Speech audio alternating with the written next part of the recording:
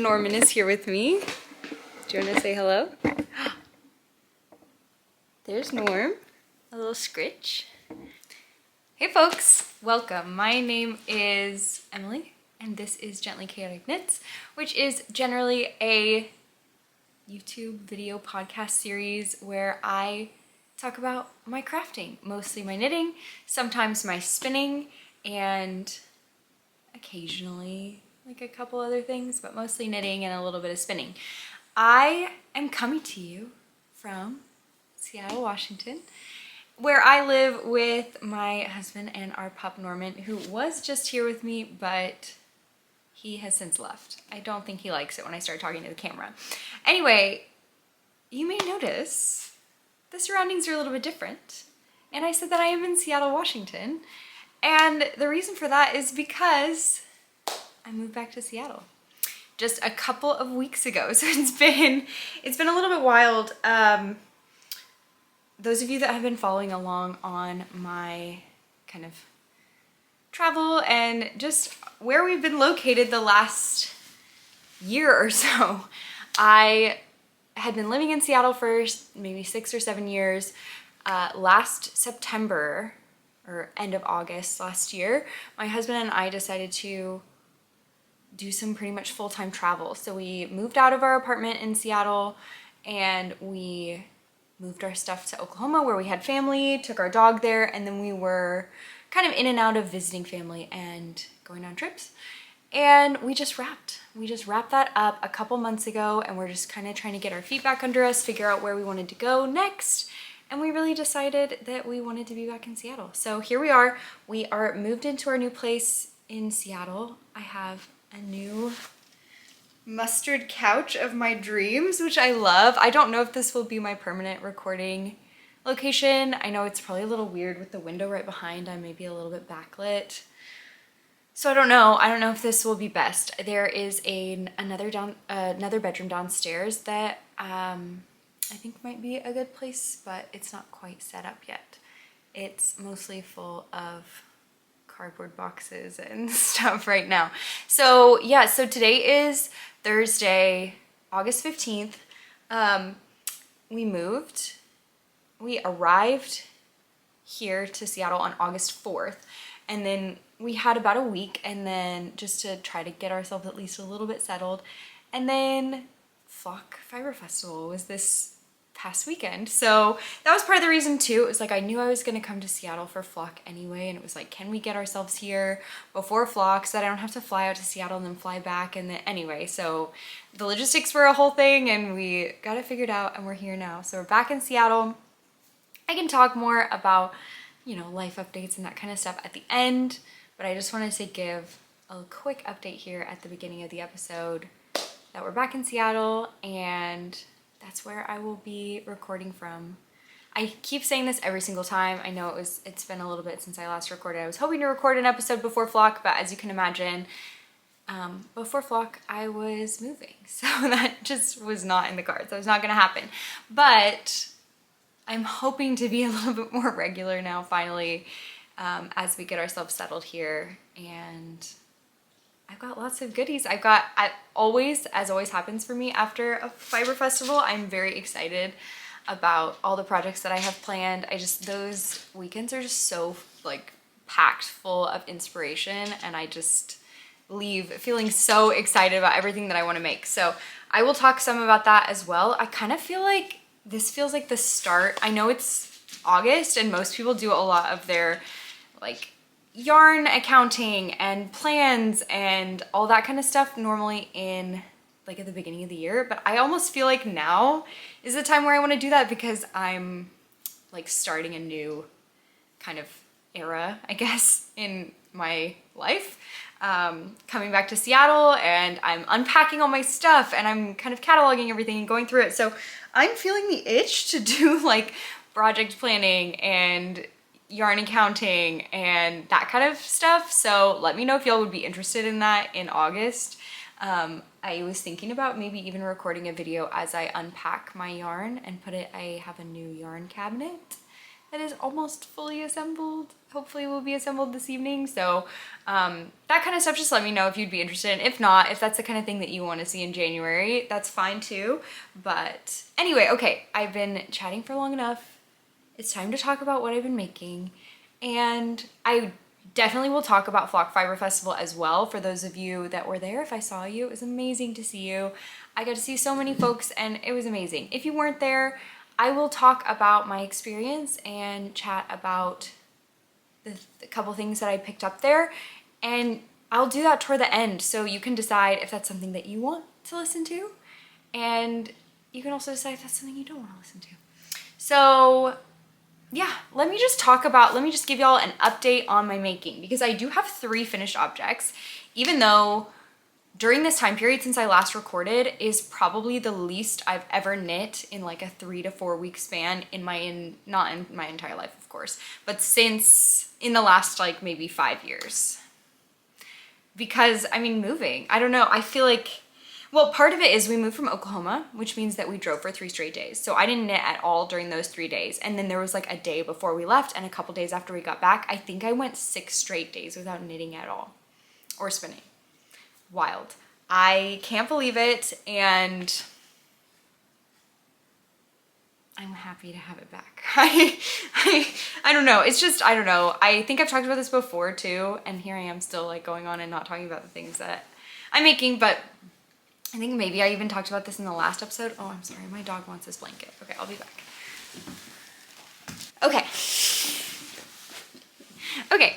I feel like for me, there are levels of how much I want to knit based on like how it's tied to my mental state. And I've talked about this before. There's like my baseline. If I'm, you know, just in a normal mental state, there's like a certain amount that I knit. If I'm like a little bit stressed and anxious, then I will knit more. And then if I cross a certain threshold where I'm so anxious or so sick or so stressed or whatever, and like my mental, physical, emotional state is like past a certain point, then I won't knit at all. And of course, like being busy also is part of it too. Like we're so busy doing stuff that I didn't have time to knit. But yeah, 6 straight days, if that gives you an idea of how hectic it's been here, 6 straight days without knitting. But I still have stuff. I was close to done on a couple things that I've finished, and I've started a couple new things too. So I still have stuff to share. And then hopefully things will get settled and I'll get back more kind of into the making routine. But I'm wearing my first finished object. It is the Vacation Vest by Park Williams, and here it is. So I knit this using, let me see if I can get a little closer so you can see it a little bit better. I knit this in Rerum Natura, I almost said the wrong yarn base. I knit this in Rerum Natura Robinson, which is a wool and cotton blend. And the cotton, I knew this, and I heard someone, I think it was Jess from La Mercerie, was talking about this weekend. I have knit with other wool and cotton blends before. This one is by far my favorite. And I was like, it just has this squish kind of bounciness that other yarns like this do not, like other wool and cotton blend yarns do not. It just has a feel, I can't even describe it. It just feels like stretchy, squishy, yummy in a way that other wool cotton blends do not. And I think the reason is because the cotton in this yarn is from recycled t-shirts, which first of all, so cool, love that, like sustainable, love that. But also there's a little bit of polyester in those t-shirts. They're not like, I guess they're not all 100% cotton. I think it even says this in the tag. I unfortunately don't think I have one of the tags with me, but so it has like a tiny bit of polyester in it, and that gives it this like stretchiness that, and like extra squish factor that I love. I just want to touch it and feel it all the time. It's amazing to knit with. The fabric is incredible. There is a lighter weight as well, Candide, but I highly recommend this yarn for any of your summer projects. Anyway, I'll stop. But the colorway I use for this one is Nougat, and I love it. I love how it turned out. So originally the pattern has little buckles here where it's like, I don't know, the word. They're not like buttons. They're just like little clasps, I guess. And originally I thought I was going to do I-cord ties, but I just ran out of time. I really wanted to wear this at Flock with my friend Maya, and we just both did not have the time. I think she ran out of yarn. I had the yarn, but I didn't have the time. And so we ended up just fastening them with yarn. We just like kind of took a piece of yarn and closed the two, like put it through the two sides for these two closures, and then just kind of stuck the ends in so that you wouldn't see the ends. And so I think it actually turned out really cute. I'm very happy with it. I am having, I think maybe it's because of my yarn choice, but I'm having like a little bit of gaping up here by the shoulder. Maybe you can see it more on this side. Yeah, you can see kind of when I lower my shoulder a little bit, there's just a little bit of gaping there, but it's not too bad. And if you kind of wiggle it a little bit, it will settle in a little bit more. Sorry, I've got all my stuff here. But anyway, I knit the size extra small, which is the first size in this pattern, and then I used a US 6 needle. I think I went down 1, maybe 2 needle sizes. I kind of think it called for an 8, so I think I went down 2 needle sizes. I think my gauge was tighter than the pattern called for, so I have a slimmer fit than is recommended. I think I have maybe 1 to 2 inches of positive ease, if that, like close to 0 ease at the bust, but I actually kind of like the way that that fits. And I have already styled this a couple different ways, and I really love it. I normally don't go for this kind of warm beigey color, but I feel like it's really versatile. It goes with a ton of things. I've worn it with the shirt underneath, with a t-shirt underneath and without. I wore it with a skirt at Flock last weekend, and I really loved that. I will put I guess I could put a picture up here of wearing it with the skirt, which I think was really cute. But yeah, I can also talk about all my outfits and stuff at Flock at the end too. And I'm trying to think if that's all I have to say about it. I finished this before we moved. So I finished this, I think, at the very end of July. But then I didn't weave in the ends and block it until like 2 days, like a week ago, I guess. I think it was like last Thursday that I actually did that. But yeah, I really like it. It was a quick knit. I feel like it worked up really quickly. I'm undecided on whether I'll go back and actually add the I-cord ties. I kind of like it with a cleaner look without the ties. I could take the little yarn scraps out and actually put in clasps, but I don't think I'll ever wear it open. So it's easy enough to just pull over my head and pull back, that way. So I don't have to, I feel like I don't really need the clasps. So I may actually just leave it like this. You guys let me know, what do you think? Would you leave it like this? Would you do the I-cord ties? Would you put the clasps in? I'm not sure. I think at least for a while I'll leave it like this, and I'll see how I wear it, if I would prefer clasps or if I would want the ties, but I kind of like it as is. So that is my first finished object. And like I mentioned, I have 2 more. So I do have another garment finished object. This is another summer knit that I just finished up actually yesterday. And it's not blocked yet. I have only woven in like a couple of the ends, but here it is. And I feel like I'm not gonna be able to hold it up. Maybe if I do this, the edges just keep wanting to curl in. But this is my mini mock neck, which is a pattern by Jessie May. I knit this using Stress Knit's favorite in the colorway Red, which is from, I think, a brief Taylor Swift themed drop that she did a while back. And it feels very appropriate to be using Stacy's yarn for this project because Stacy is such a mini mock neck lover. She definitely, I know, loves this pattern, and so it felt good to use her yarn. Just looking, it looks like I maybe had a drop stitch, but I think it's fine. I also knit the size extra small for this. I had to, I think, go down a needle. I used a US 3 needle. I don't remember if that's what it called for, but I did use a US size 3 needle, and I just knit this to pattern. I think my gauge is close to on. I did try it on yesterday after I finished it, and it's a touch shorter than I think I was wanting. So I'm considering going back and adding length, but I think I'm gonna block it first, and then I will see how I feel about it. But it's super cute. I will block it, and I'll probably wear it on my next episode because I do not anticipate finishing anything else in between now and then. So I'll probably try to block it and then wear it for the next episode.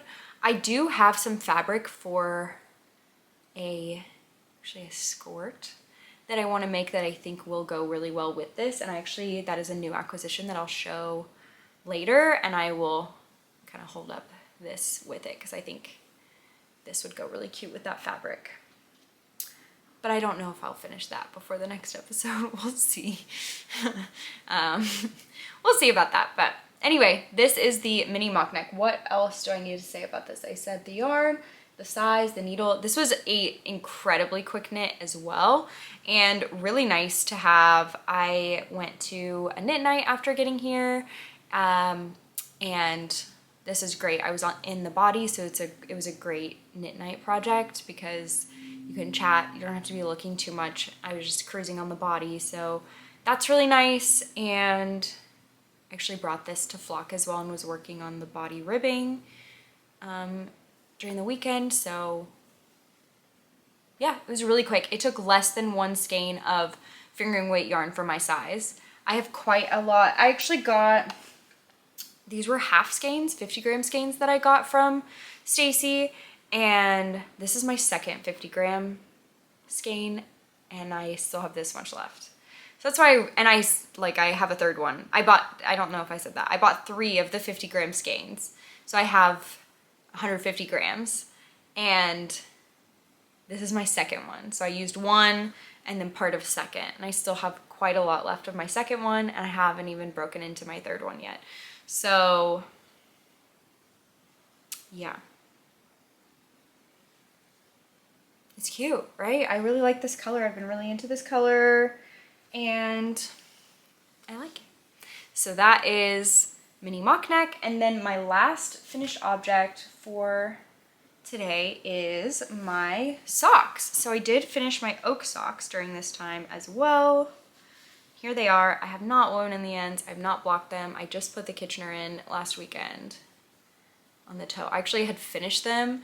I was waiting to eat at a restaurant with some family, and I finished the toe, but I didn't have a tapestry needle with me, and then I left it, and a week and a half later I Kitchenered the toe. I had done everything except for just Kitchener the toe, and it took me a week and a half to just do that bit because that happened right before the move and then after. So, but I have them. They are done now. So these are the Oak Socks by Veera Välimäki, and I used, sorry, I'm looking over at my notes over here. They are, I don't have anything in front of me. We don't have a coffee table or anything yet. We're still working on ordering furniture. Our TV is just on the floor in front of me. There are boxes to my left. It's still a work in progress, but I used Woolberry Fiber Co. The main color is, I believe, Berry Merino Kindred Spirits, and the contrast color is, I think, Berry Sock in the Flock colorway that Woolberry brought to Flock Fiber Festival last year. And I think that she's actually about to do a pre-order for both of these colors. So maybe, is it today or tomorrow? I think it's very soon. So she's doing a little fall pre-order for some of her favorite fall colors. I think it's just 3 colors maybe. I don't remember. But I should probably take a picture of these and share it with folks if they want to see what they look like. And this is another knit along that I did just with my friend Maya. And she did the colors swapped. So she did Flock as the main color and Kindred Spirits as the contrast color. This red I love so much. I feel like it's just a perfect red. And I really like the variegated stripes. I think it's kind of fun because normally think if you get a sock set, it's like the main color is variegated and the contrast color is often semi-solid or tonal. And the way that I did it, I have the solid main color and the variegated contrast. And I feel like it's really cute. I really like it that way. So anyway, I still need to weave in the ends and I need to block them. I don't know. I talked about this a couple episodes ago. Do we block socks? I'm not sure, but I'll probably at least like soak them and lay them out. The other thing I wanted to talk about is just, I really love this sock pattern. I think this will be a really good, I can feel my phone vibrating, so I know that it's close to me, but I don't know where. That's okay. Hopefully it's not that important. I love this sock pattern. I think I could really see this being a go-to pattern for me. I really do like a ribbed sock just because I feel like the fit is much better on a ribbed sock. And I love the way that the pattern is written with the ribbing, especially like as you go into the foot, it's really nice. I love the stripes, but I would probably do a non-striped version as well. Yeah, I just think it's a really good classic sock pattern. So if you're looking for a good classic ribbed sock, I definitely recommend this pattern. And it comes in multiple sizes as well. So I knit this size small. And I used a US 0 needle, but I've talked before about how my sock gauge is really loose. So I have to, and I have quite small feet. I have very skinny feet. So I do have to knit my socks on a US size 0 needle. I believe the pattern does call for a smaller needle for the 1x1 ribbing at the top, and then you go into a larger needle for the 3x1 ribbing, but I don't have any needles smaller than US 0, so I just used the US 0 for the whole thing and it worked out fine. But yeah, that is my oak socks and I'm quite happy with them. Oh, I did make a modification. The pattern, I believe, has a garter stitch heel in it, and I swapped it out for a slip stitch heel because I prefer the slip stitch heel. But that's it. Okay, that is it for my finished objects. So done with those. Now let's talk about works in progress. So I said that I was maybe done with summer knits, and I am done with summer knits for myself, but I saw the Lunan tee and polo released by Rebecca Clow of the Creabea. And I immediately sent a picture of the polo to my sister because I was like, this is so you have to have this. And she agreed. She was like really into it. So I decided to cast one on for her. I originally was hoping to finish this before it gets too cold. However, my sister does live in Wisconsin, so I think it gets cold relatively early there. So I'm a little bit late. And then I stopped knitting for a week, and also the gauge on this is very small. So let me just show it to you and we'll talk about it. But I cast on the Lunan polo. I've not made very much progress on it, but I have started. I cast on the Lunan polo by, like I mentioned, the Creabea of Rebecca Clow. And here is my progress. So here it is. I am using Wooldreamers Sanoa. I don't know how to say that. Hopefully that's close to right. Is this stuck on something? This is the yarn. This is the colorway Ozetta. And this is yarn that I already had in stash. Luckily, my sister was looking for something very kind of neutral and classic, and I had this on hand already. It is also a wool and cotton blend, so it feels really nice. It actually feels kind of similar to the Rerum Natura Robinson Candide. It doesn't quite have that same like squishiness that they do, but it does have a really nice feel. I do really like this yarn.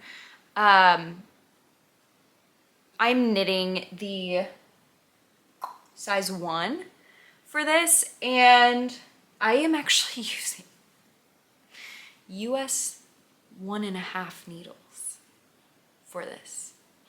The pattern, I did not realize this, calls for US 2 needles, and because I'm a touch of a loose knitter, I am using US 1.5 needles. So I don't even know what that is in millimeters. Let me see if it says on here. I kid you not, like, I can't believe this. I'm knitting a garment on 2.5 millimeter needles. Like, even though it's a tee, like no sleeves, I mean just short sleeves, I feel like it's gonna take me an eternity because the needles are so tiny. And I think my row gauge is off. I think my row gauge is short, so I think I'm gonna have to do extra rows because of that. Because I just couldn't get stitch gauge on the US 2s, so I went down to the US 1.5s. This is gonna be so cute. I'm so excited to be making this for her. My sister's birthday is toward the end of October, so I have adjusted my hopes, and now I'm just hoping to finish it before her birthday because I don't think I can finish it. I mean, I was hoping to finish it in like August so that I could give it to her to potentially wear, but it would still be really cute underneath like a cardigan or whatever, or like with on top of a long sleeve shirt. I think could be cute too. Hopefully, and even if not, then she can wear it next spring and summer. But yeah, bummer. I think that I had in my mind after the other two summer knits that I just did, the vacation vest and the mini mock neck. I mean, the mini mock neck is also fingering weight. So I had in my mind, it was like, oh, this will be really quick too. I can squeeze this in before I switch over to fall knits. But I think that the gauge is just so much tighter, which makes sense. I think for this type of fabric and for the look of the polo, I think it makes sense for it to be a little bit of a tighter gauge, but I can give you a close-up of the fabric is what it looks like. It's just a 3x1 rib, and this is just the back. So I've only worked on this a very little bit. It's not like it's actually taking me forever. It's not like I've worked on it for a week straight and this is all I have. I mean, of course, it's not going that slowly, but I've only worked on it. I've only sat down and worked on it maybe 2 or 3 times. So I will definitely, and it's pretty enjoyable to knit. Like, I like working with this yarn. I think once I get it into the body and I can just go, because 3x1 rib, like that'll go quickly. So I'm kind of thinking I want to do a push and get this to the point where I'm in the round, like quickly in the next week maybe. But I do have another project I am really excited to be working on, so I'll share that too. But anyway, I love this. You guys know, if you've watched any of my other episodes, I love knitting for my friends and family, and my sister is one of my favorite people to knit for because she wears the things I knit her all the time, and she's just, I can tell she loves it, and she's so appreciative of it too. So I love making things for my sister. I really do. So it was a no-brainer to me. It was like, I saw this, it's like, she has to have it and I'm gonna make it. So even if it takes me a little bit longer, I'm more than happy to be making this for her. So that is the Lunan polo, and I think I shared everything I needed to share about that. Yeah. One other just like very quick work in progress. I only put a couple rows in this, but I wanted to bring it back out to chat about because I pretty much always have like a default sock that goes in my bag, although not today. I'll talk about this later. I made a grave error this morning, but anyway, I finished my oak sock, so I needed to put a new sock in rotation to be working on primarily, and so I pulled out my Scotland socks. This I cast on when I was in Scotland earlier this year, and so this is just it's actually a 2x1 rib sock. I don't think I'm following a pattern. If I am, I don't know what it is anymore. I think cast on and started doing 2x1 ribbing, so I'm not sure about that. The yarn is Red Door Fiber Studio, and I think it's just like their classic sock base. I don't know if they have different sock bases, but this was a sock set that I got from them, and the colorway is Old Man of Storr. So this is the main color, and I also have a contrast color that I'm going to use for the heels and toes, which is, I love this ice blue, so cute. So yeah, I pulled this out. I've done maybe 5 rows on it since I picked it back up, but I need to stick this in my bag. My like crossbody bag that I carry with me. This needs to go in it. After I'm finished recording, I'm going to go put this in my bag right now. Well, not right now, but as soon as possible, because I found myself without knitting today and that was a problem. So I'll talk about that in a minute. I'll talk about that in my acquisition section. But yeah, I don't know what I'm gonna do. I guess I'll just probably, I mean, I'm doing top down, so I'll just put in a heel flap and gusset. I don't know how long I want these to be. I don't know anything. I'm just knitting a sock. I'll just go until it feels right, and then I'll put the heel in. But I do really love this yarn. And I love Kate too, from Red Door Fiber. I got to see her this weekend, and she is just the loveliest. So that is Old Man of Storr. And that's it. Oh no, that's not it. That's not it. I have a giant new work in progress that I started last night that I want to talk about a lot. So I don't know why I had in my, I think because of the order that I wrote things here is different from the, anyway, I'm going to talk about my next work in progress. I have a new sweater that I cast on. I talked about this last episode. I was trying to plan out my colors and stuff. I have been itching for fall, and I had in my mind that I wanted to knit a sweater for apple picking. And it seemed like others of you also were down to do that. So I started a little casual knit along, make along. You don't have to knit, you can crochet, whatever, doesn't matter to me. Very extremely casual. Here's the situation. I wanted to knit a sweater for apple picking. Some other people seemed interested in doing that, but not everyone has access to apple picking, and just wanted to knit stuff like for a fall activity, for going to the pumpkin patch, for making an apple pie, for going to the grocery store to pick up apples, whatever. Some people want to make a shawl. Some people want to whatever. All of that is welcome. I started like a little group chat on Instagram, and send me a DM on Instagram if you want to join it. Unfortunately, you know, there's not like a good way to do that here on YouTube. And if I'm being completely transparent, I did not expect that many people to be interested in this. I thought it was going to be a pretty small group, so I thought that we would just have like a nice cozy chat on Instagram. Way more people have been interested than I expected, which is amazing. The vibes in this chat are incredible. Amazing fall vibes. Everyone is making the most incredible stuff. So cozy looking, and I've gotten so much inspiration from this chat. But anyway, if you are interested in joining, send me a quick message on Instagram and I'll get you added to the chat. Or I think I have caught up on all the messages, but if for some reason you have not been added to the chat yet and you already sent me a message or you commented on the post or whatever, send me another message because I probably just missed it. But anyway, I have cast on my own apple picking sweater. I kind of stabbed myself with the needle here and that kind of hurt. Whoops. I'm gonna take a quick sip of water before I go into this because I've got a lot to say about this sweater. Okay, so last episode I talked about how I wanted to knit the stripe pipe sweater.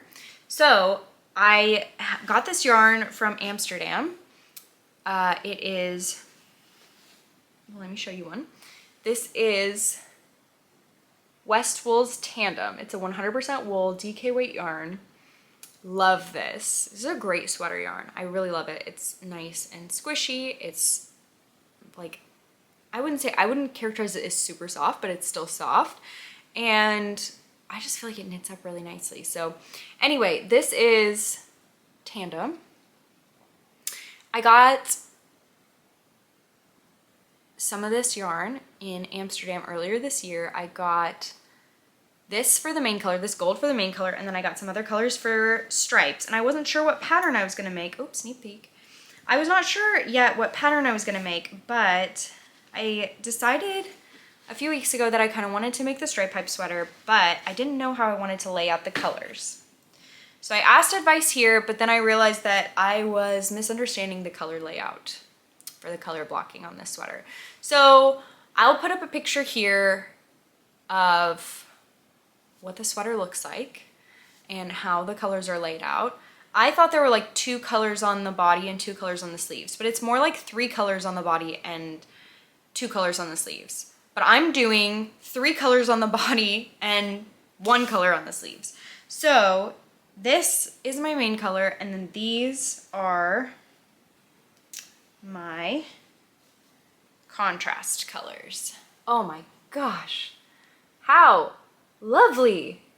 Oh my gosh, it's so good. It's so good. And the couch is kind of the color of my main color, so it's kind of, you can see them together. I don't know if I can get the, maybe, will it rest on top here? A balancing act. Can we do it? There it is, with the yellow as the main color. So that's what it looks like. Okay. So you may notice this light blue is definitely kind of different value than the other 3. It's like, it's quite a bit lighter than the other 3 contrast colors. So I was not really sure what to do about that. I was thinking, okay, I could just do that one for the sleeves, or I had actually considered doing the light blue as almost like a border around each stripe. So just do the stripes in the other 3 colors and then just do a little bit of the light blue. Or I was thinking, don't do the color blocking stripes at all and just alternate the colors, which I think would be cute too. But then I just found myself really drawn to the color blocking effect. And I thought then, okay, so then I was like, okay, how am I gonna lay them out? So I asked my friends for some advice. I decided I kind of wanted either the light blue on the sleeves or in the center of the body. So I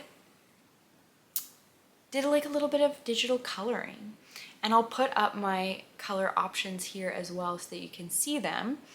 I just tried to like match. I did this in Canva actually. I took a picture of the sweater from my friend Marlene. Marlene knits. She knit this sweater, and I took her picture of it and I just made it black and white, and then I went in Canva and I just like picked colors that I thought matched the color of the yarn, and then I just colored stripes on it. And it almost immediately became clear to me what color layout I wanted to do.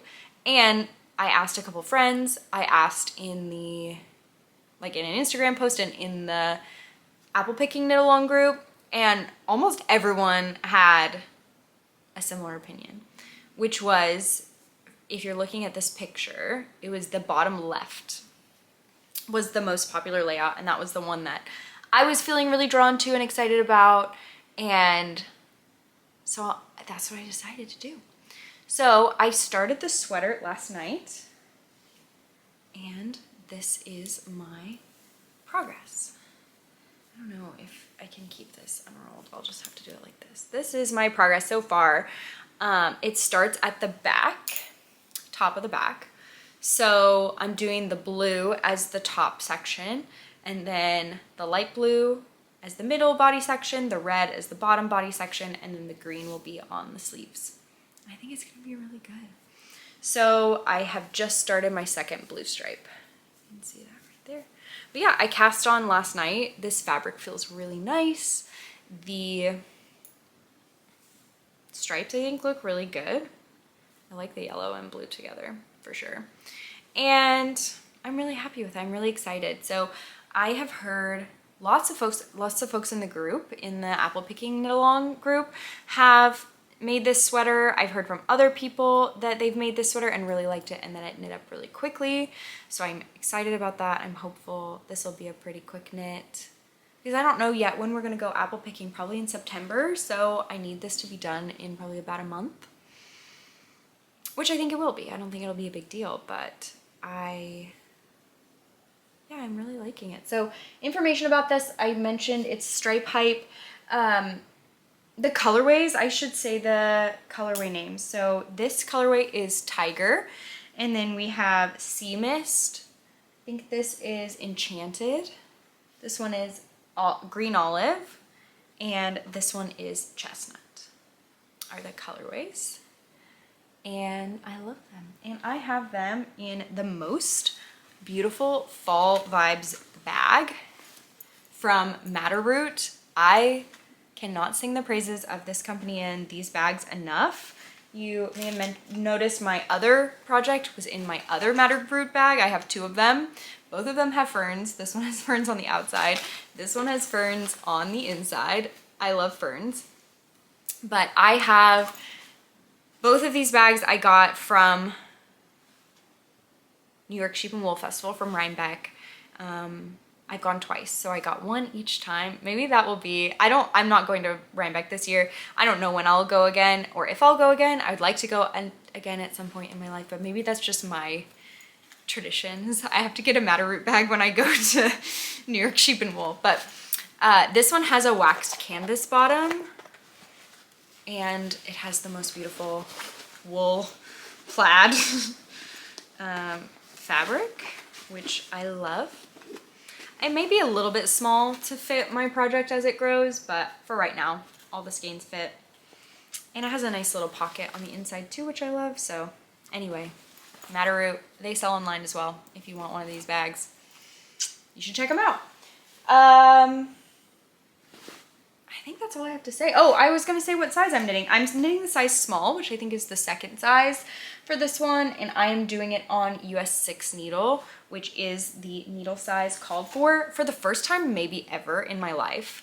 I did a little bit of a swatch, and my gauge on the suggested needle was a little bit tighter, which my gauge is always loose. So I don't know, maybe the designer is just also like a really loose knitter, or maybe my gauge has really tightened up. I'm not sure, but anyway, I am knitting it on the recommended needle.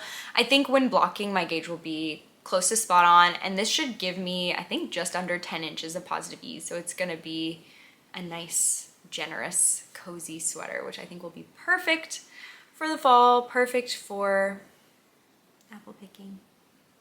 I'm very excited. I love apple picking. I love making things with apples too. I love applesauce, and like I think I talked about last time, I love a good grilled cheese with thin apple slices on it, and all kinds of apple foods. So yeah, I'm excited. And apple picking here in Washington is great. And I'm very, very happy to be back here. So I'll talk about that more later. But anyway, that is the rest of my works in progress. And again, a reminder, there's no like hashtag, there's no deadline, we're keeping it really, you can knit whatever you want.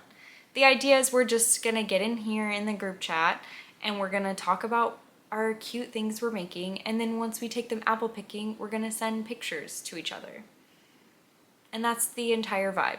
That's it. We're just having a good time. And it seems like a lot of folks in the chat too are excited about making friends. And I think sometimes on knit-alongs when it's just like a hashtag, or, you know, when you're just like posting your stuff, it's hard to actually have conversation with people, but it's just a group chat. We're all just chatting. So I think it's a great place to meet fun and nice knitters and crocheters and crafters. So if you are interested, send me a message on Instagram and I'll get you added. And yeah, I think that's it. Apple picking knit along. I'm knitting the stripe pipe and I love it. That's the end of my works in progress. So let's talk about some spinning. I do have a little bit of spinning to share with you. I have gotten my wheel set back up at our new house, and I just started spinning a couple days ago a new project. So I think I shared last time, I finished my, actually, had I finished it? I don't remember if I had finished my sweater spin when I last, I don't know if I had finished my sweater spin. I'm realizing I probably should have brought all the yarn up. Well, I haven't washed it yet. So once I've washed the yarn and I'm getting ready to cast on the sweater, I will bring it up. But I spun for my first ever sweater. I finished that. I love it.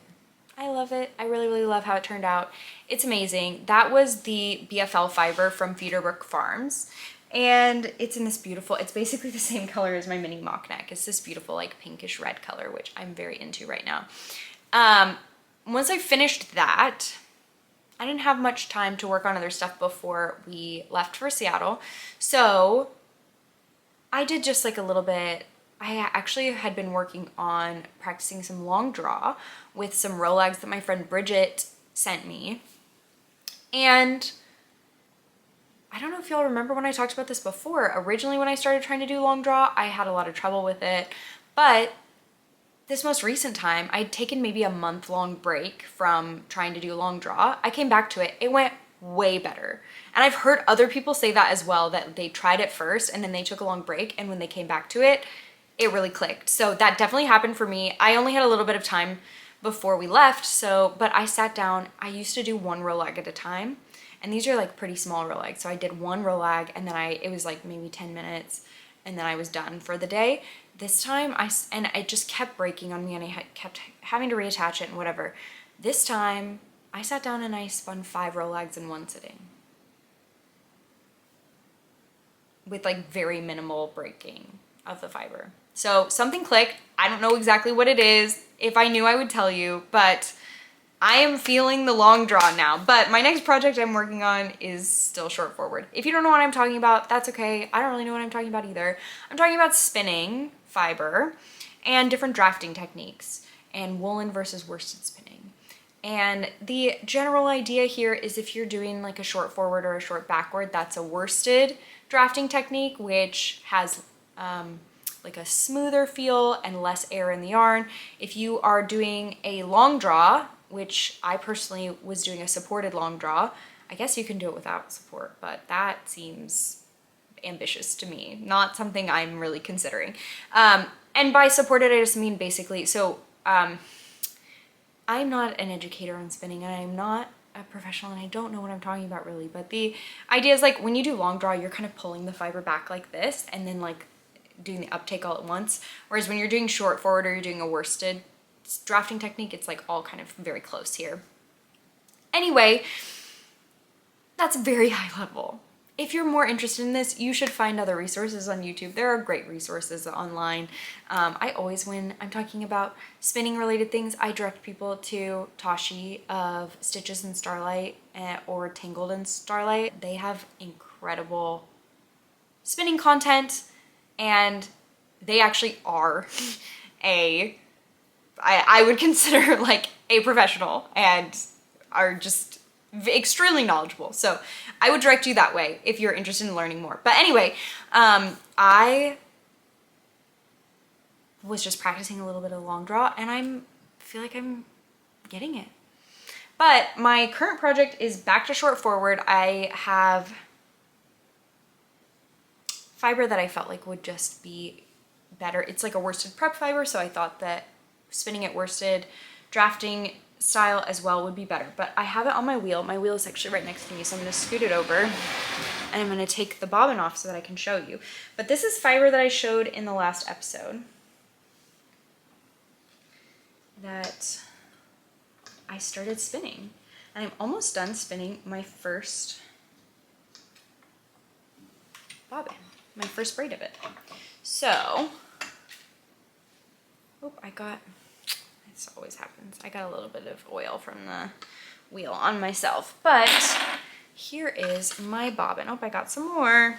Gotta be careful. I do not want to touch my yarn. Do not want to touch the couch with you can see my spinning oil is on my hand. It doesn't matter. You can see it. Okay, here it is. Look at that. How fun is this? I can't believe it. It's the best. Okay, let me talk to you about what this is. I got also fun bag. This is from the Royal Palace in Madrid. Cute. Okay. So this fiber is from Yarn Jam. It is from the Podcaster collection that is coming very soon. And this is the Gently Chaotic Knits colorway. This colorway is inspired by me, which is just the coolest and best thing ever. Trisha from Yarn Jam was an absolute delight to work with. I think I talked about this already.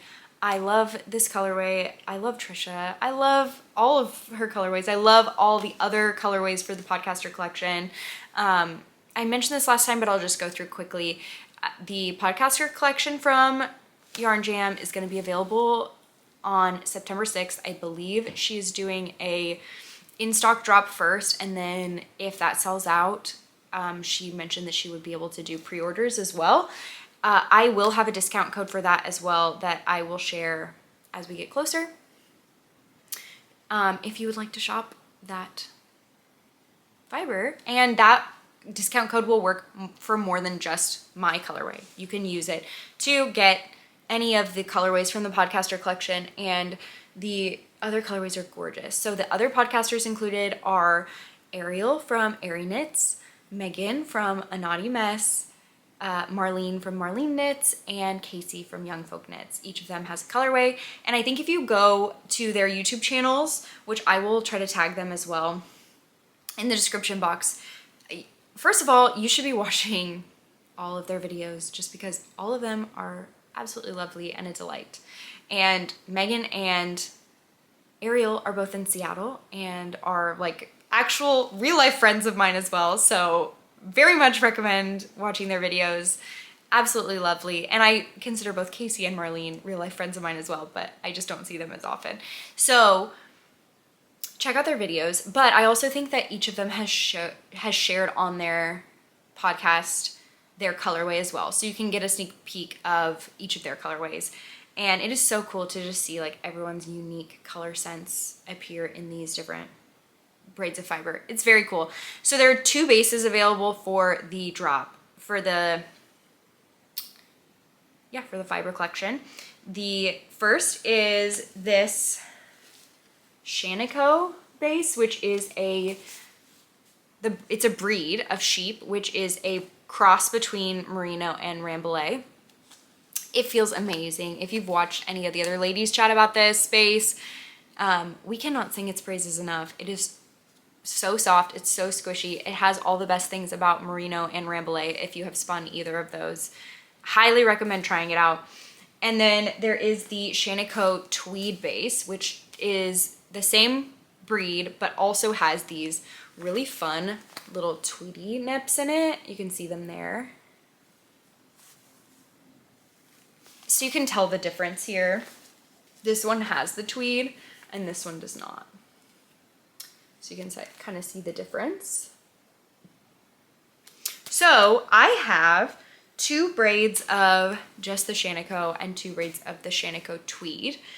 And I started spinning up, this is the Tweed. So you can see all those colorful little neps in it. And what I did was I actually just took the braid and I split it vertically into 8 pieces. So I made 8 of these little 1/2 ounce balls. And I've just been spinning them end to end. And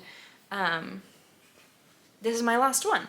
So I've got 3.5 ounces on here. I just have 1 more ball, just 1/2 ounce left. And then I'll be done with my first braid. And let me talk to you about my plans for this because they have changed as of today.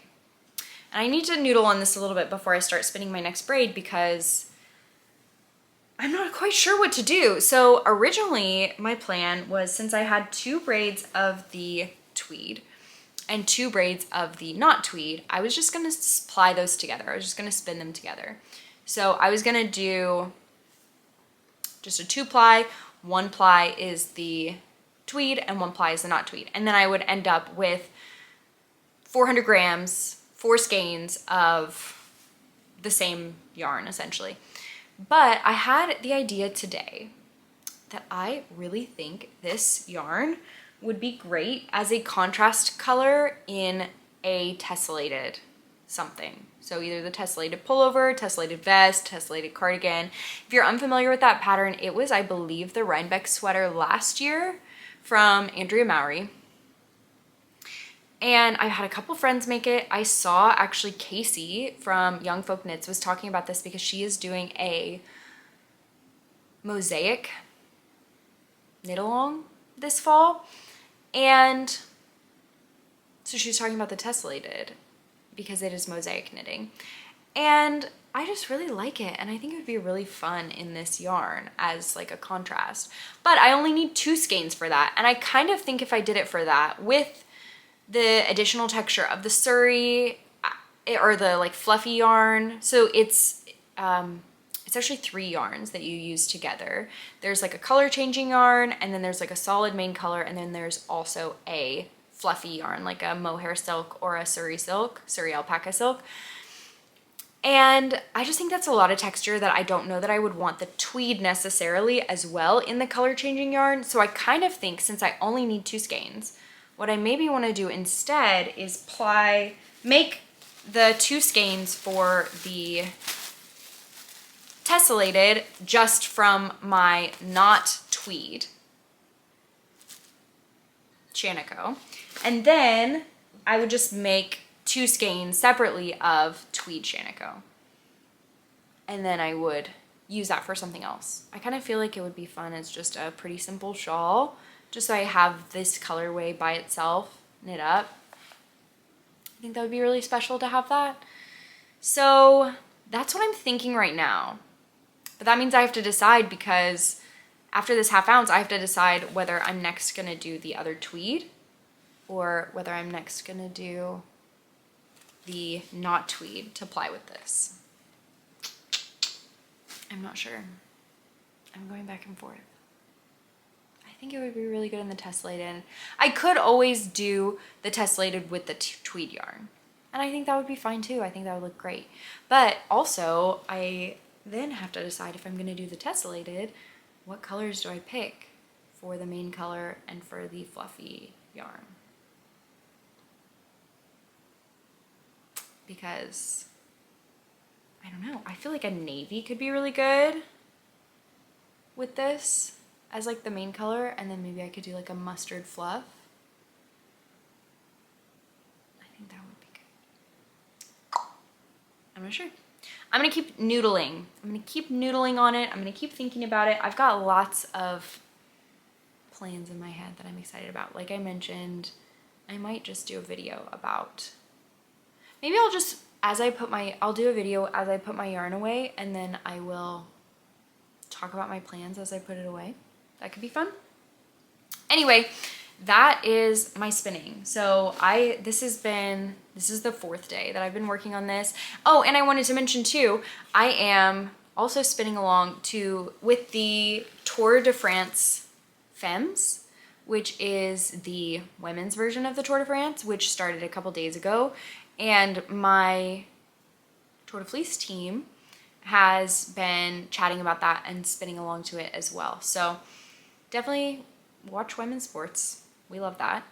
And another opportunity to spin along with friends. We love that too. So yeah, my Tour de Fleece team feels like it is going to be a year-round team, and I love that energy because I just love getting, yeah, like little chats and spinning boosts periodically. So absolutely lovely. My Fleece Force team, A+. So yeah, that is my spinning. That is what I've been working on spinning wise. And now it's time to chat about acquisitions. So I do have a couple of acquisitions. I did go to a fiber festival this weekend, so I did pick up a couple things. One thing I got before I went to the fiber festival that I haven't showed y'all yet is actually something I was talking about a little bit earlier. I got some fabric, and some of you that have been watching for a while may remember, Emily, you hate sewing, and you have been vocal about that. And that's true. I do not enjoy the act of sewing very much, and I think part of it's because I have messed up so many times, and a lot of times I have made things that just like did not turn out the way that I wanted or expected them to. Like, how many of you remember the corduroy mishap? Or my shorts that I printed I don't know if I talked about this on the podcast, maybe I was too embarrassed. I printed the pattern the wrong size and made a pair of shorts that were just too big for me because my paper was not the right size. And I just, the sewing mishaps, not a fan. And you can't undo it. You know, with your knitting, if it turns out not the way you wanted to, just rip that sucker out and redo it. And like, you can tell as you go better, I think, oh, this doesn't seem right. I am gonna go back and I'm gonna figure this out and whatever. With the sewing, it's just like, you cut it and it's over. You're done. Like that's it. So I don't know, but it's so much faster.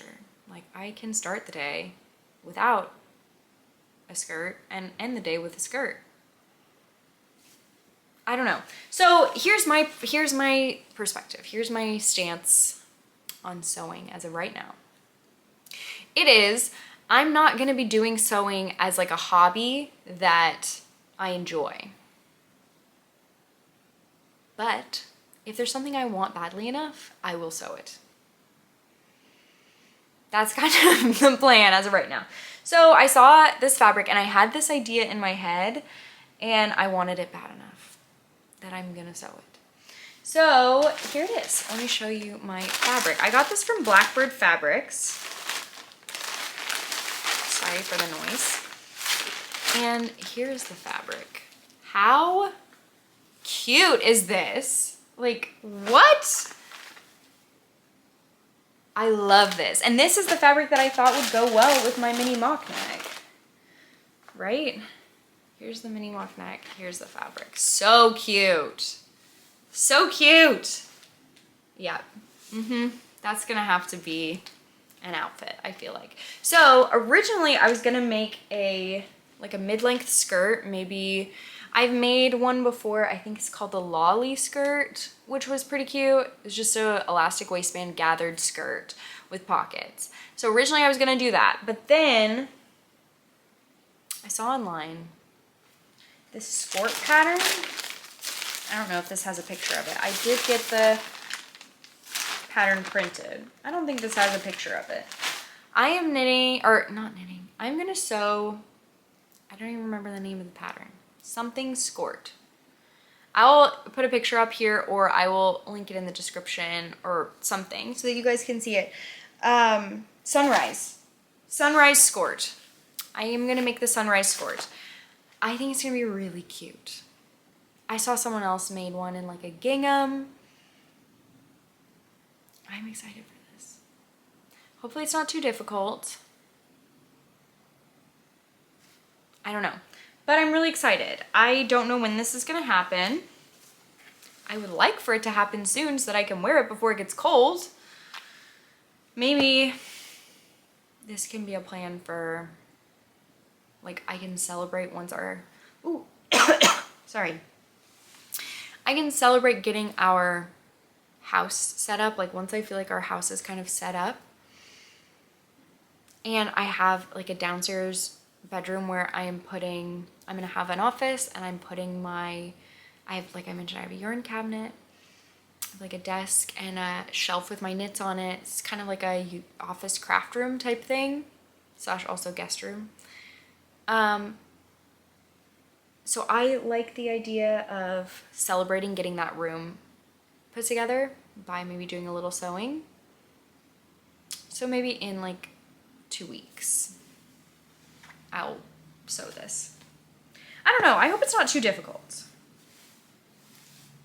I'm nervous, but I also had the pattern printed at Blackbird Fabrics because I was not about to mess up the printing of the pattern again. And I trust them. I just sent, it's so easy too. I don't know if y'all have ever done this before, but if you're gonna order fabric from Blackbird Fabrics, you can pay $6 to have your pattern printed. It's $6 per page, and mine ended up being 2 pages, but still. And was that $6 Canadian or $6 US? I don't remember because they're Canadian, but get your pattern printed, then you don't have to do the taping thing. You don't have to take it to the copy shop and accidentally give them the wrong size or something or whatever. Like, you can't mess it up. You just send it to them, they'll do it for you. I mean, I say that. I haven't opened this yet, but I trust them. So, I have my pattern, I have my fabric, I'm very excited. I'm actually not that excited to do the sewing, but I'm very excited to have this because I think it'll be very cute. Okay, now let's talk my flock acquisitions. So, should I just talk about Flock Fiber Festival now? Or I'll show you the stuff first in case you just want to see what I got and you don't want to hear about the festival. So, let me just talk about what I got. I bought 0 yarn at Flock Fiber Festival. And that is not because I didn't find anything I liked. because there was so much beautiful yarn there. But I think there's something about having moved all the yarn I own 2,000 miles back and forth to Oklahoma that I was just kind of like, I've got a good amount. And honestly, I'm so excited about the yarn that I have, the yarn that I own, that so many things that I saw, I was like, oh, I have something similar to that, or oh, I have something that I could use for that pattern already, or that kind of thing, that I just didn't feel the itch to purchase yarn. That doesn't mean I didn't buy anything. I bought fiber because now my yarn stash is overwhelming to me, but my fiber is not yet. But it's going to be soon because I keep buying fiber. So, but I have fiber that I bought, and I have just like one other little thing that I bought there too. So, purchase at Flock. First things first, how gorgeous is this? Reshma absolutely knocked it out of the park. Reshma and Mike, also from Hello Lavender, are just the sweetest. So this is fiber. I should say what this is. This is fiber from Hello Lavender. You may recognize Hello Lavender for their so cute and beautiful stitch markers and like earrings, little polymer clay goodies. But Reshma just started dyeing fiber and released it at Flock for the first time. And it's lovely. It's absolutely stunning. So I got, this is the Flock 2024 colorway, and this is on Rambouillet. And then I also got, I knew I had to have this one. I mean, look at, I'm a mustard girly. This is Sunflower on Falkland. That's what it looks like. Here they are together. How cute. And I think I'm gonna just spin them and ply them together. So I feel like that would be really cute. Really cute. So that is my first fiber acquisition. Then I also got Prismatic fiber from Little Fiber Co. So this is a new one that I am so excited about. So Lauren, also a delight. Absolutely love Lauren. She, from Little Fiber Co, dropped, I believe this is primarily BFL. This is called Prismatic, her Prismatic fiber. It is made of, it's a woolen prep BFL with colorful bits from like leftover yarn ties from her hand-dyed yarn. So you can see maybe, here's a better look. You can see the color in there. It's like a cream, but it has these colorful bits in it that are from her hand-dyed yarn. How cool is that? Oh, it's actually 35% non-superwash merino, 35% non-superwash BFL, and 30% recycled yarn scraps. So here's the label. And I actually have 6 ounces of this. She sold it in 4-ounce bags, but my friend Maya and I each got a bag, and then we got a bag to split, so we would each have 6 ounces. And a lot of my Seattle knitting group friends also got this, and we are planning to spin and knit matching hats. I think will be so cute and fun, and I am so anxious to get started spinning this, but I have so many other spinning plans too. It's just, I want to spin everything. I need to grow more arms. But yes, that is my second fiber acquisition. And then I bought this bag full of this incredible fiber. So I don't know, I mean, I guess I could, this bag is full, all of the same thing. You don't need to see all of it, but here it is, it's all in there. This is a pound of Finn fiber. I bought it from the Skagit Woolen Works booth, but I kind of think it was maybe from Local Color Farm and Fiber, because I believe they shared a booth. I bought some really beautiful, lovely gray Finn from Fiber and Flame at Flock Fiber Festival last year, and I really wanted it to be a sweater spin, but I only had a pound of it, and I was nervous that that was not enough. So I had my eye out for a fiber that would pair well with it. And I found this gorgeous, it's slightly lighter gray fin at the Skagit Woolen Works local color farm and fiber booth. And I thought it would be perfect. I immediately, and it's fin as well. So both fin, both woolen prep. So I would love for this to be my first fully woolen sweater spin. I think I can, if I practice my long draw, and I think I'll spin this long draw as well because it's woolen prep. So I practice my long draw a little bit more. I'm gonna finish my Rolags. I have a couple of other woolen prep in my stash, this one and I think one other. And if I practice, I'm hoping I'll be ready maybe next year to spin this, and I can spin it woolen. So I think that would be really nice, but it's gonna be a very subtle marl because they're both gray, but this one's just a little bit lighter and the other one's a little bit darker. This is like, I would say a light gray, and the other one's like a medium gray. And I think it's gonna be really, really nice. I think it's gonna be really nice. I wish you guys could feel this. It's so squishy and soft and it feels so good. And yeah, I got a pound of it and I'm ready to go. I'm ready to go. So very excited for that. And the last thing I got from Flock was these cute little labels. So on theme, how cute is this one? It says, made with my hand spun. Here, I have to do the thing to make it show up. Made with my hand spun. And then I got this cute little sheep. Is that one? There, look at the little sheep. So cute. And then I also got this one that just says, this is the back. Cute. It's so cute. These were all from Making Treasures, and Sophia has the most incredible tools and notions for makers. They're so thoughtfully designed, and Sophia again is also just an absolute delight. I have her maker's notebook, which I use every single day. I love that notebook, and I was thinking about getting another one, but I think that I can stretch mine to use it for 2 years.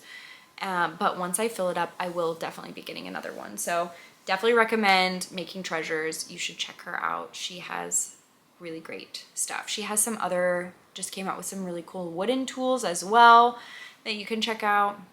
And yeah, so that is all I got at Flock Fiber Festival. I got fiber and I didn't get any yarn, which is funny.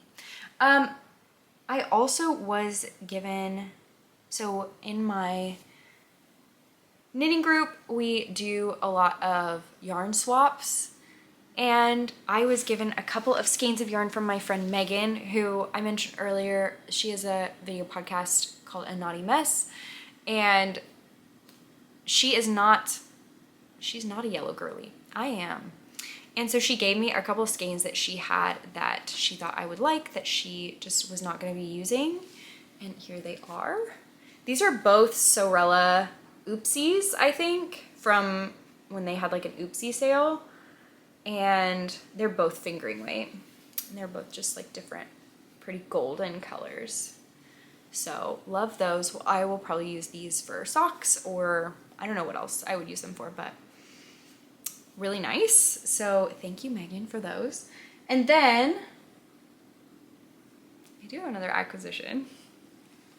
I don't have it physically with me. It's actually in my car right now.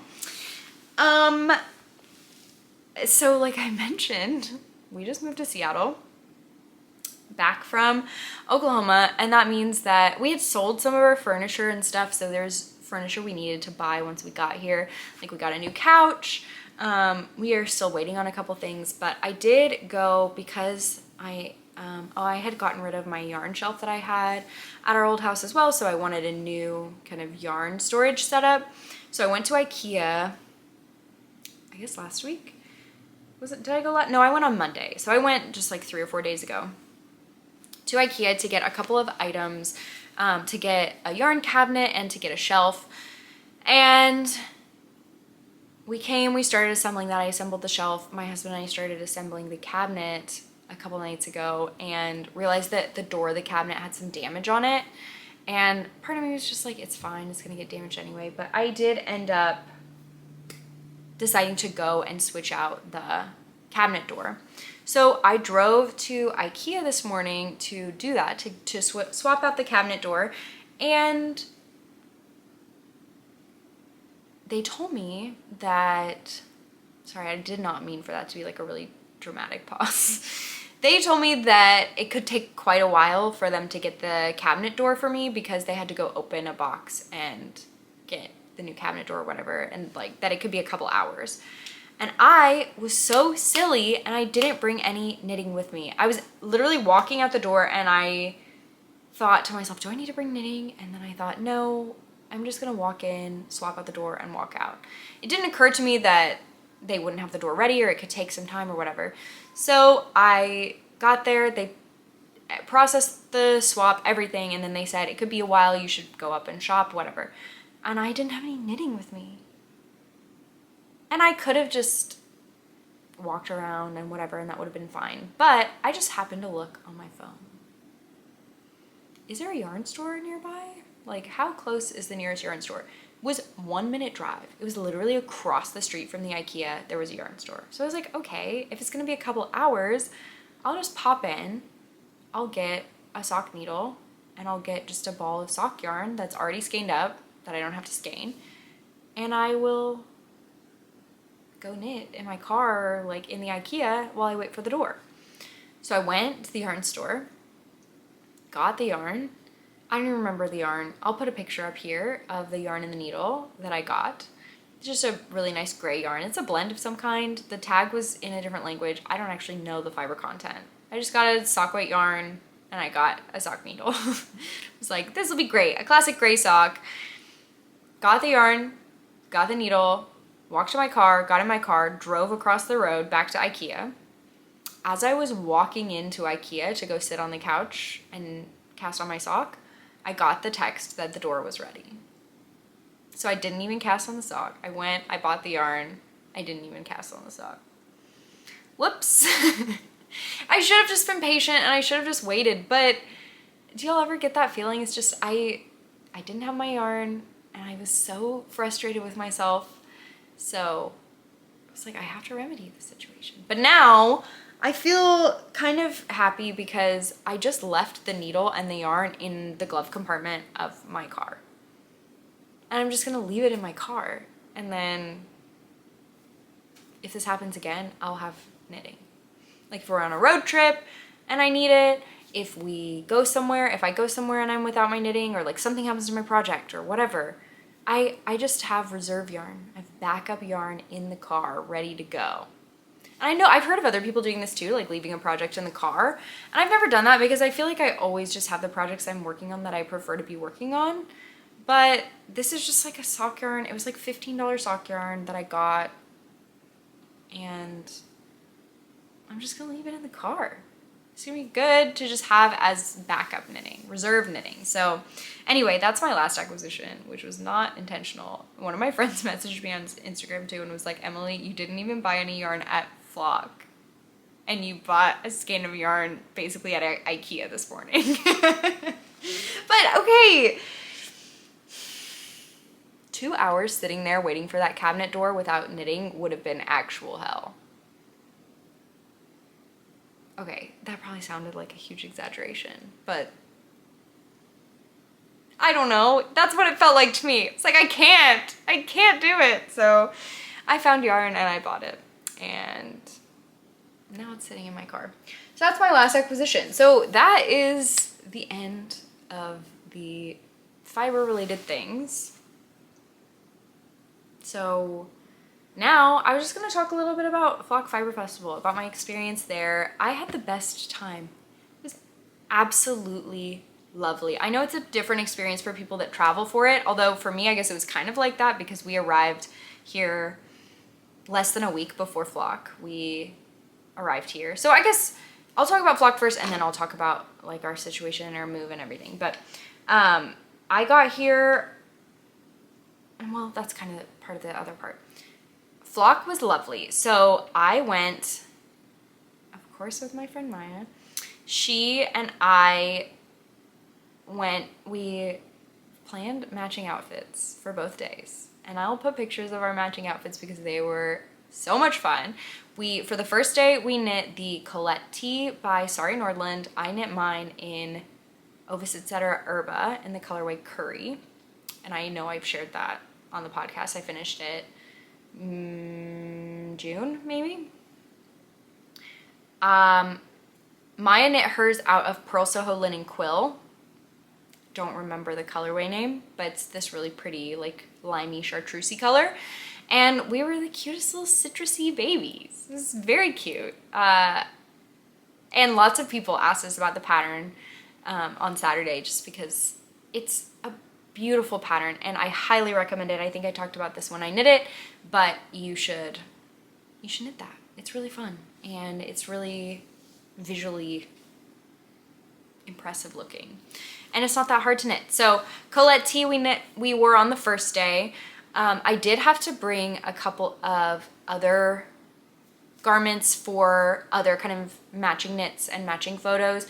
So I also brought my grapefruit tee to wear with my Seattle knitting group. We all wore our grapefruit tees at one point for a picture.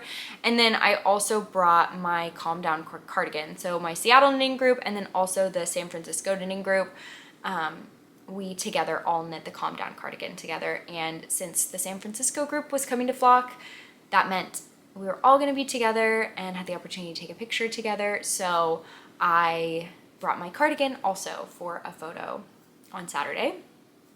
Also, Meghan from A Naughty Mess, she on her podcast did a knit along for any of my patterns.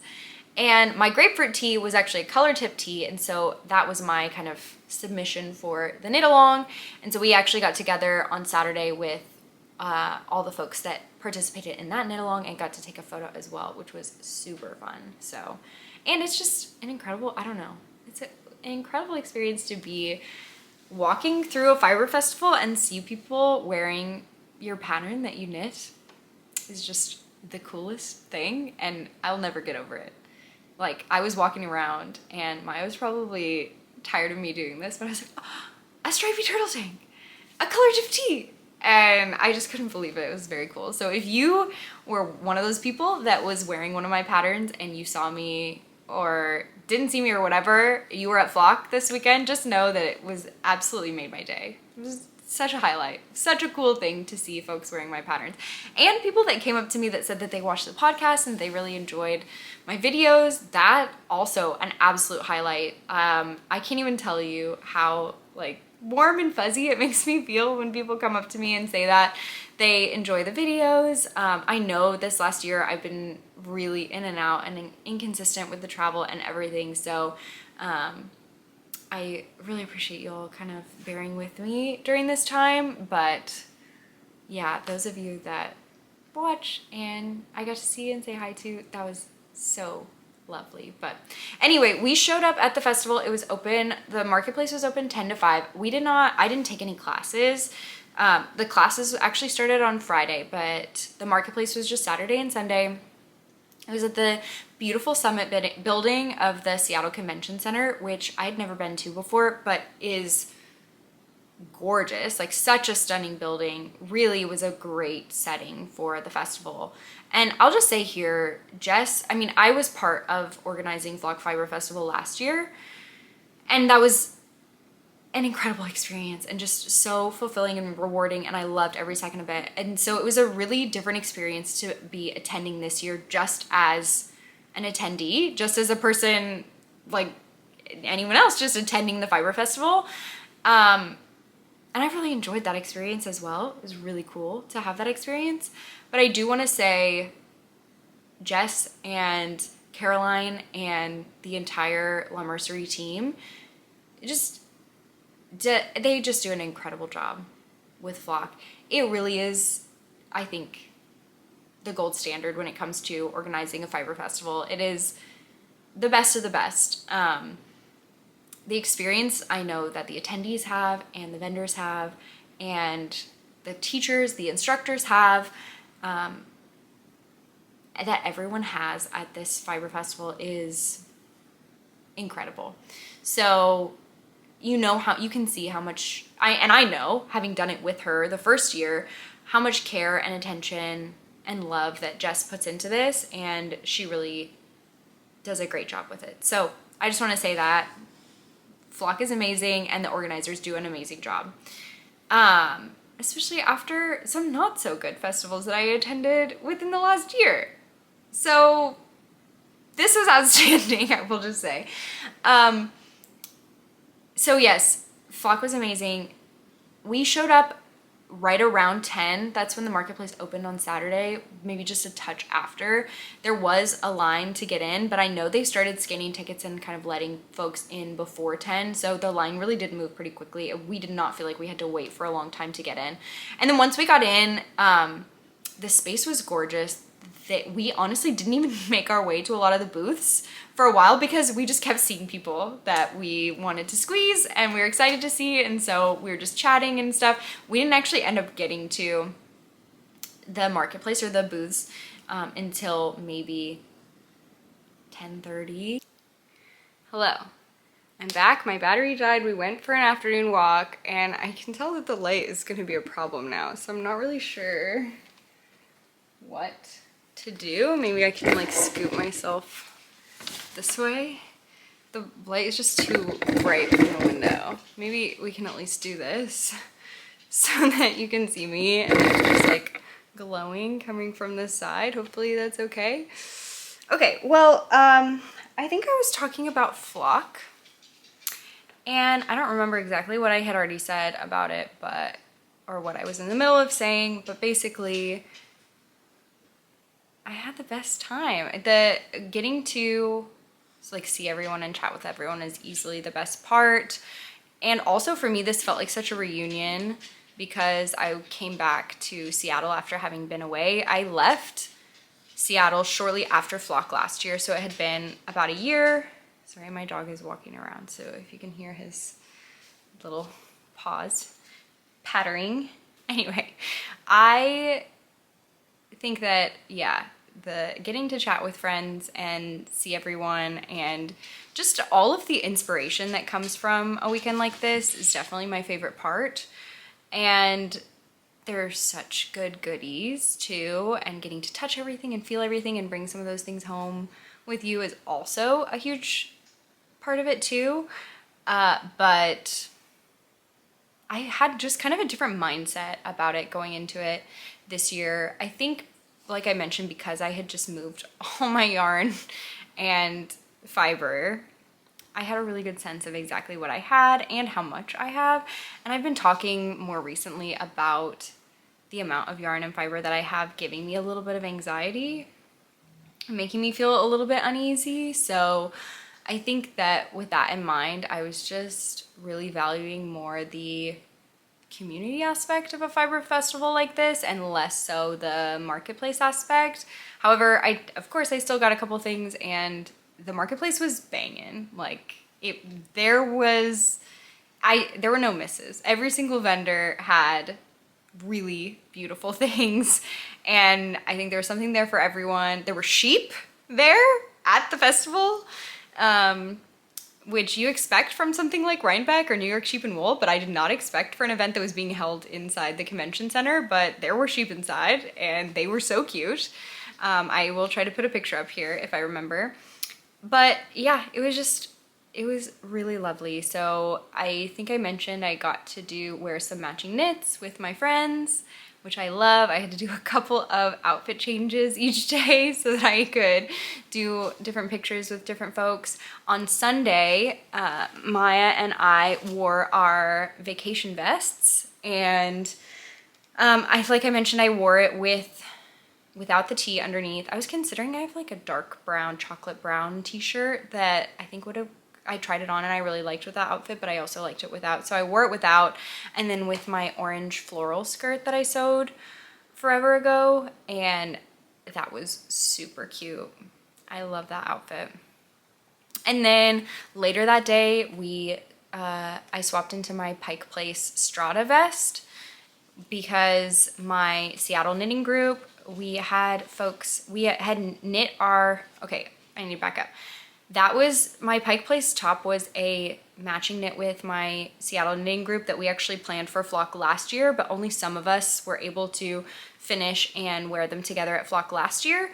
So the rest of us finished in the last year, and so we all were able to take a picture together on Sunday. We actually got to take a picture with Allie of Explorer Knits because it was her yarn that we all used. And then we went and we walked down to Pike Place, which and we took a picture with the Public Market sign, which was actually the color inspiration for that colorway. So that was really fun. I can also try to put a picture of that up here as well if I remember.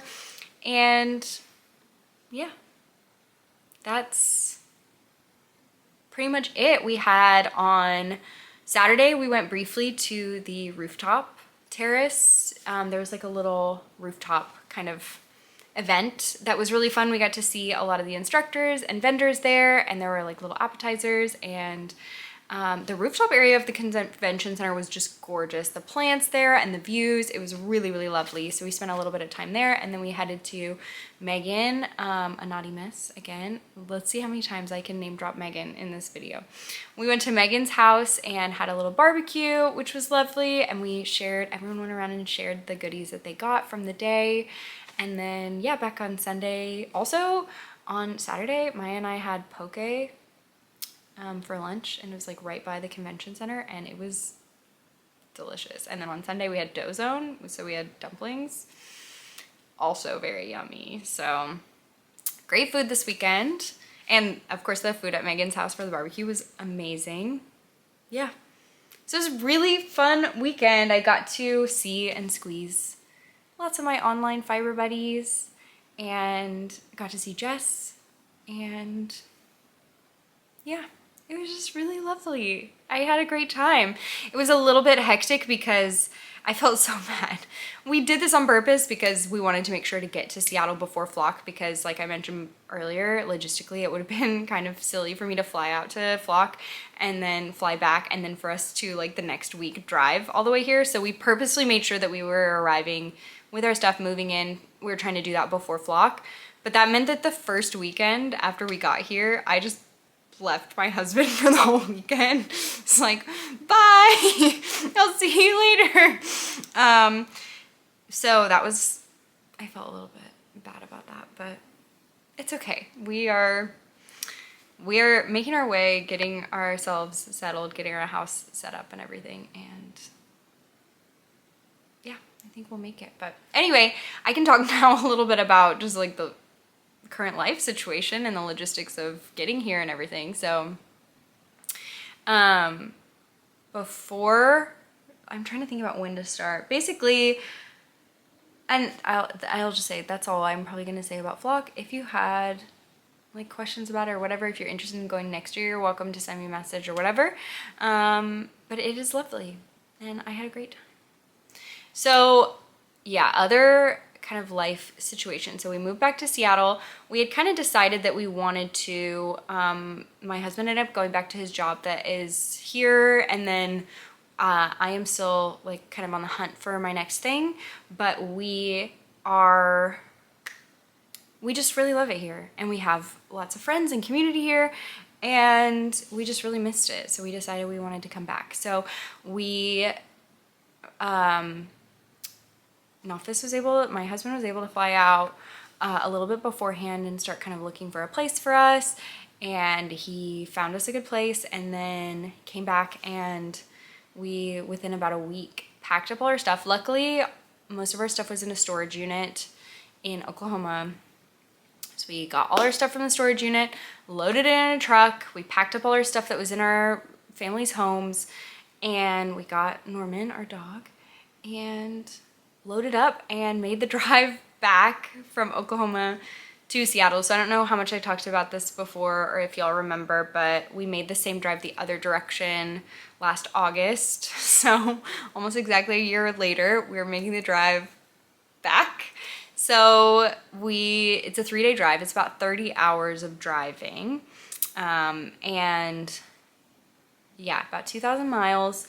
There are several different routes you can take. I don't need to go through the actual map logistics of where we went, but we I had to drive the whole time because my husband was driving the U-Haul and I was driving my car. We have one car. So I was driving our car with Norman and all my plants and my spinning wheel and my instruments. The things that are precious, that are like fragile or like expensive or whatever. Those things go in the car, and then everything else we own went in the back of the U-Haul. My husband's an angel for driving the U-Haul. I feel very fortunate that I did not have to drive the U-Haul for a single second. That is, I feel very, very lucky for.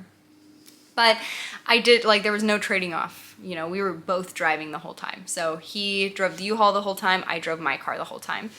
And Norman does okay in the car, but by the third day he was really antsy, and we made it so that we did 2 long days on the first 2 days, and then our last day was shorter because we had to get there in time. We met movers here in Seattle at like 5 o'clock or 5:30 or something. Also didn't realize the weekend that we arrived was Seafair. If you are a Seattle local, you will know what that is. It's basically like a giant boat and plane festival. And so traffic was horrible. Traffic was awful because of Seafair. So we're like trying to get to our house and like the ETA just keeps dropping and dropping. I'm like, what is going on? And then eventually we get to the I-90 bridge and I'm like, oh, it's Seafair. I can see like the planes going overhead and like everyone's driving slowly and like lined up on the bridge so they can watch.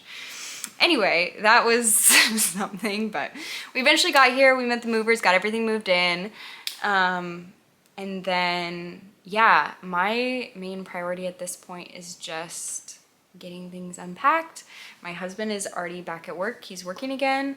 So yeah, we're just trying to get things settled. So we got here on the Sunday before last, and then we had like a week of trying to get things settled, and then it was flock, and then now this is the week after that, just for a like timeline thing. So anyway, that's it. That's the situation. So really excited to be back. I'm glad that we get at least a little bit of the tail end of Seattle summer. I'm very happy about that. We are gonna be just like enjoying the few weeks of Seattle summer that we have left.